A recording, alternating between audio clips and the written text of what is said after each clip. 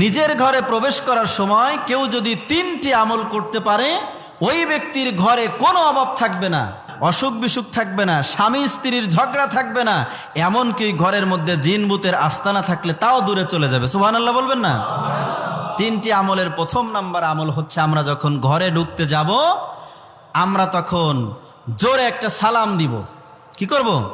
সালাম দিব। আমরা ঘরে ঢোকার সময় সালাম দিই না, মনে করি বউকে সালাম দেবো, এটা তো একটা শরমের ব্যাপার, সন্তানকে সালাম দিব, এটা তো একটা শরমের ব্যাপার না। আপনি সালাম দিবেন আপনার ঘরে প্রবেশ করার সময়, ওখানে ফেরেশতারা আপনার সালামের জবাব দিবে, জিন ভূত থাকলে দূরে চলে যাবে। এই জন্য ঘরে ঢোকার সময় প্রথম নাম্বার আমল কোনটা? সালাম। আমরা ঘরে ঢোকার সময় জোরে একটা সালাম দিয়ে তারপরে প্রবেশ করব। দ্বিতীয় নাম্বার, আমরা ঘরে ঢোকার সময় আমরা ঘরের দরজায় দাঁড়িয়ে সূরা ইখলাস কয়বার পড়ব? কমপক্ষে একবার।